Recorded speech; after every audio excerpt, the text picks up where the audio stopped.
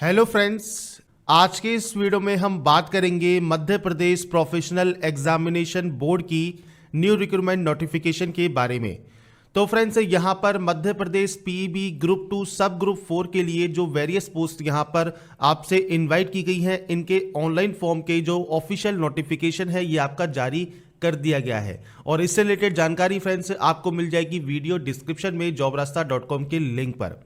तो फ्रेंड्स, इसका जो शॉर्ट नोटिस था वो पहले जारी कर दिया गया था। ऑफिशियल नोटिफिकेशन 25/11/2020 को जारी होना था, जो कि यहां पर जारी हो चुका है, जिसमें फ्रेंड्स आपके यहां पर देखिए संघ परीक्षक, कनिष्ठ सहायक, सहायक एवं डाटा एंट्री ऑपरेटर व अन्य पदों की भर्ती हेतु संयुक्त भर्ती परीक्षा 2020 का नोटिफिकेशन है, जिसमें फ्रेंड्स आप ऑनलाइन अप्लाई कर सकते हैं 1 दिसंबर 2020 से।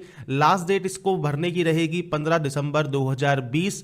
और यहाँ पर जो संशोधन है वो आप 1 तारीख से ही कर सकते हैं 20 दिसंबर 2020 तक। आपका जो परीक्षा की दिनांक है वो फ्रेंड्स 29 जनवरी 2021 से 4 फरवरी 2021 तक आपका यहाँ पर एग्जाम कंडक्ट किया जाएगा। इसके बाद फ्रेंड्स यहाँ पर सीधी भर्ती या संविदा पदों हेतु यहाँ पर जो परीक्षा शुल्क रखा गया है उसमें फ्रेंड्स यहाँ पर जो जनरल कैंडिडेट हैं उनके लिए 500 रुपये फीस रहेगी। SC ST OBC PA जो कि मध्य प्रदेश के मूल निवासी हैं उनके लिए 250 रुपये फीस रहेगी। और सीधी भर्ती बैकलॉग के लिए कोई भी फीस नहीं है। इसमें फ्रेंड्स यहाँ पर देखिए कियोस्क के माध्यम से अगर आप फॉर्म को फिल करते हैं तो 60 रुपीज़ आपको एक्स्ट्रा देने होंगे इनमें। अगर आप खुद ऑटोमेटिक खुद फिल करते हैं तो 20 रुपये पोर्टल शुल्क देना होगा, मतलब 520 रुपये और 270 रुपये ये आपको फीस देनी होगी। इसमें फ्रेंड जो एग्जाम है जो आपका 29 जनवरी से लेकर 4 फरवरी 2021 के बीच कंडक्ट होगा, ये 2 पारियों में होगा, प्रथम एंड सेकंड, जिसके लिए फ्रेंड्स रिपोर्टिंग टाइम और आपका जो यहाँ पर पेपर का एग्जाम का टाइम है 9 से 12, 2 से 5, 3 घंटे का वो आपको दिया गया है। इस फॉर्म के लिए फ्रेंड्स आपको आपका जो आधार पंजीकरण है वो होना जरूरी है, तभी आप इस फॉर्म को फिल कर सकते हैं। इसमें फ्रेंड्स आपको मूल फोटोयुक्त पहचान पत्र भी लेके जाना होगा, जो कि फ्रेंड्स आपको यहाँ पर दिया गया है। आप कौन कौन से आप ID कार्ड लेके जा सकते हैं। अगर फ्रेंड्स आपके पास आधार कार्ड नहीं है तो आधार कार्ड बनवा लीजिए। आधार कार्ड में कोई गलती है तो उसको सही करवा लीजिए, क्योंकि आधार कार्ड से जब आप पंजीकरण करेंगे मतलब आधार कार्ड को वेरीफाई करेंगे या तो आप OTP के थ्रू या फिर बायोमेट्रिक के थ्रू। तो फ्रेंड्स इसलिए आपके पास आधार कार्ड होना चाहिए, और मोबाइल नंबर रजिस्टर नहीं है तो आप उसको भी रजिस्टर करवा सकते हैं। इसके बाद फ्रेंड्स यहां पर आपको कुछ इंस्ट्रक्शंस दिए गए हैं, इंस्ट्रक्शंस आप चेक कर सकते हैं। इसके बाद यहां पर सबसे इंपॉर्टेंट जो पॉइंट है वो 11 नंबर पॉइंट है, जिसमें अभ्यर्थियों का मध्य प्रदेश राज्य के रोजगार कार्यालय में जीवित पंजीकरण होना आवश्यक है। अगर आपका रोजगार कार्यालय में पंजीकरण नहीं है मध्य प्रदेश के तो आप ऑटोमेटिक एलिजिबल नहीं होंगे। अब अदर स्टेट कैंडिडेट को फ्रेंड्स नहीं कर सकते रोजगार कार्यालय में पंजीकरण, पर अदर स्टेट कैंडिडेट अगर प्रेजेंट में अगर वहां पर रह रहे हैं, MP में कहीं पर भी रहते हैं 1 साल से या 6 महीने से 2 साल से, तो फ्रेंड्स वो वहां पर रोजगार कार्यालय में पंजीकरण करवाकर इस फॉर्म को फिल कर सकते हैं। अदर कंडीशन में आप नहीं कर पाएंगे।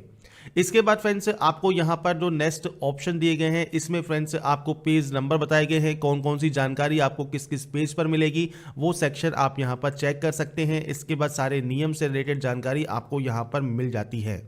इसके बाद फ्रेंड्स यहाँ पर क्योंकि ये आपकी जो श्रेणी है वो तृतीय श्रेणी है और यहाँ पर आपको पदों की जानकारी दी गई है। इसके बाद ऑनलाइन जो परीक्षा आपकी होगी इसमें फ्रेंड्स एक प्रश्न पत्र होगा, 200 मार्क्स का होगा। सामान्य विज्ञान, सामान्य हिंदी, सामान्य अंग्रेजी, सामान्य गणित के 100 मार्क्स के क्वेश्चन होंगे। सामान्य ज्ञान एवं अभिरुचि, सामान्य कंप्यूटर ज्ञान, सामान्य तार्किक योग्यता और सामान्य प्रबंधन के 100 नंबर के क्वेश्चन आपके होंगे।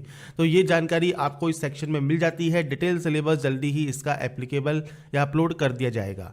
इसमें फ्रेंड्स यहाँ पर देखिए आपको प्राथमिकता देनी होगी, मतलब अगर आप एक बार रजिस्ट्रेशन करते हैं MPBB पर तो आपको जब फॉर्म को कंप्लीट सबमिट करेंगे तो उसके बाद अब आपको सेलेक्ट करना होगा, प्रेफरेंस देनी होगी आप किस किस पोस्ट के लिए अप्लाई करना चाहते हैं। तो एक ही फॉर्म में आप मल्टीपल पोस्ट के लिए अप्लाई कर सकते हैं।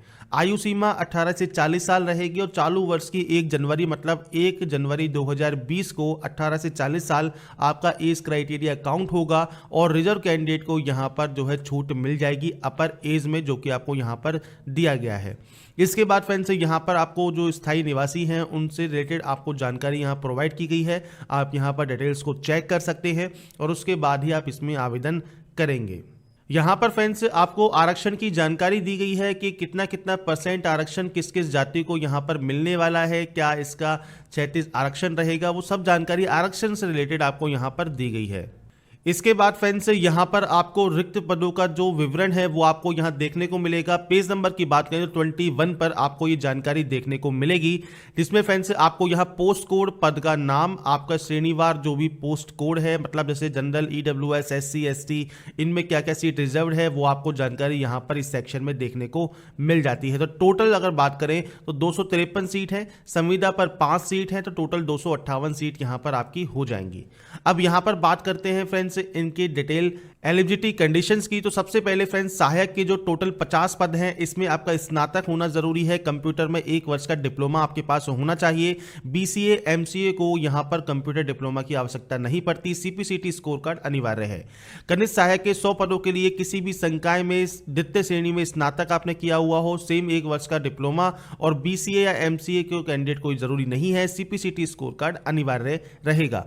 स्टेनोटाइपिस्ट की बात करें तो स्नातक डिग्री होनी चाहिए। शॉर्ट हैंड या टाइपिंग बोर्ड जो भी आपने शासन द्वारा मान्यता प्राप्त संस्थान से हिंदी शॉर्ट हैंड परीक्षा उत्तीर्ण की हो, 1 वर्ष का डिप्लोमा किया हो। बीसीए, एमसीए के लिए सेम डिप्लोमा की जरूरत नहीं होगी। सीपीसीटी स्कोर कार्ड अनिवार्य है। इंग्लिश में भी सेम रहेगा, बस इंग्लिश शॉर्ट हैंड की जानकारी आपको होनी चाहिए। टाइपिस्ट हिंदी की बात करें तो 50% अंक के साथ स्नातक की डिग्री आपके पास होनी चाहिए। हिंदी टाइपिंग मांगी है, 1 वर्ष डिप्लोमा प्रमाण पत्र मांगा है। बीसीए, एमसीए को जरूरत नहीं है। सीपीसीटी स्कोर कार्ड अनिवार्य रहेगा। इसके बाद नीचे आपको दी गई है जो वैकेंसीज की जानकारी, इसमें आपको आरक्षण तालिका दी गई है। इसके बाद यहां पर आपको वैकेंसी मिलेगी सहायक सन् परीक्षक की, जो कि तृतीय श्रेणी लिखित वर्गीय क्षेत्र कर्मचारी है। 28 पद हैं, तो यहां पर कला, विज्ञान, वाणिज्य में स्नातक की डिग्री होनी चाहिए। इसके बाद यहां पर सहायक संप्रेक्षक के टोटल 7 पदों के लिए भी सेम आपकी यहां पर स्नातक की डिग्री किसी भी स्ट्रीम में है, आप इसमें आवेदन कर सकते हैं। डाटा एंट्री ऑपरेटर के लिए फ्रेंड्स यहां पर एक स्नातक की डिग्री, बीसी या पीजीटीसीए में उपाधि पत्र, डिप्लोमा और साथ में सीपीसीटी का score card. Data entry operator 8 पदों के लिए जो कि पोस्ट कोड 9 है, इसमें भी फ्रेंड्स सेम आपका यहां पर एलिजिबिलिटी कंडीशंस रहेगा। रिसेप्शनिस्ट की बात करें तो स्नातक डिग्री, पीजीडीसीए आपके पास सर्टिफिकेट, सीपीसीटी प्रमाण पत्र ये आपके पास होना चाहिए। हिंदी व अंग्रेजी में टाइपिंग की नॉलेज होनी जरूरी है। अब बैकलॉग की वैकेंसी की बात करें तो यहां पर फ्रेंड्स कैटलॉगर में आपके लाइब्रेरी साइंस में स्नातक की डिग्री होनी चाहिए। सेम यहां पर भी आपकी स्नातक की डिग्री आपसे लाइब्रेरी साइंस में मांगी गई है। लाइब्रेरी साइंस में स्नातक की उपाधि ये फ्रेंड्स सेम आपका रहेगा, जो कि आप यहां पर चेक कर सकते हैं। निरीक्षक की वैकेंसी में आपके पास कला, विज्ञान, वाणिज्य में स्नातक होना जरूरी है और नियुक्ति की तारीख से 2 वर्ष के भीतर आपको लेखा प्रशिक्षण परीक्षा उत्तीर्ण करनी होगी, तो ही आप इसमें एप्लीकेबल होंगे। यहां पर दी गई है आपको संविदा भर्ती के पदों का जो आपको विवरण है, जिसमें अनुवादक की वैकेंसी है। स्नातक के साथ एक विषय में अंग्रेजी स्नातक अनिवार्य है। इसके बाद यहां पर आपको दी गई है आपके अध्याय 3, जो कि फ्रेंड्स यहां पर आपके एग्जाम से रिलेटेड है। तो आवेदक को विभिन्न पदों हेतु एक ही आवेदन प्रस्तुत करना है। जैसा मैंने कहा आपसे कि आपको प्रेफरेंस देनी होगी। अब न्यूनतम शैक्षणिक योग्यता आवेदन पत्र भरने की तिथि को अनिवार्य रूप से पूर्ण हो जानी चाहिए, मतलब जिस दिन भी लास्ट डेट तक कंप्लीट होनी ही चाहिए, पर जिस दिन भी आप इस फॉर्म को फिल करते हैं उस दिन आपके पास सारी एलिजिबिलिटी कंडीशंस कंप्लीट होनी चाहिए, तो ही आप इसमें एप्लीकेबल होंगे। तो यहाँ पर फ्रेंड्स आपको जो जानकारी है वो मैंने आपको प्रोवाइड कर दी है और मल्टीपल जानकारी इसको आप चेक कर सकते हैं कि क्या इसकी आपकी एलिजिबिलिटी कंडीशंस रहेगी। आपके अकॉर्डिंग आप डिटेल्स को चेक करना चाहें कर सकते हैं। साथ में फ्रेंड्स आपको जो फोटोग्राफ है वो जो आवेदन भरने की तिथि है उससे आपसे 3 महीने से पुरानी नहीं होनी चाहिए। दिनांक व आवेदक का नाम भी आपको देना होता है एमपीपीबी के फॉर्म में। अब फ्रेंड्स अगर आपने एमपीपीबी का फॉर्म फिल किया हुआ है तो फ्रेंड्स आप जानते होंगे कि एक लेटर टाइप का होता है जिसमें आपको ये चिपकाने होते हैं फोटो, साइन और ये डिक्लेरेशन करके रखना होता है। ये पहले ही करके रख लीजिए जिससे आपको फॉर्म फिल करने में दिक्कत ना आए। तो फ्रेंड्स यहाँ पर जो ये वैकेंसी है एमपीपीबी की वेरियस पोस्ट के लिए, जो कि फ्रेंड्स ग्रुप 2 और सब ग्रुप 4 के लिए निकाली गई है, इसकी डिटेल्स के बारे में हमने इस वीडियो में बात की। अगर आपको वीडियो पसंद आया है तो लाइक, सब्सक्राइब और शेयर जरूर कीजिएगा। बाकी की जानकारी के लिए ऐसे ही बने रहिए हमारे साथ, देखते रहिए हमारा यूट्यूब चैनल एनालास्ट। Thanks for watching.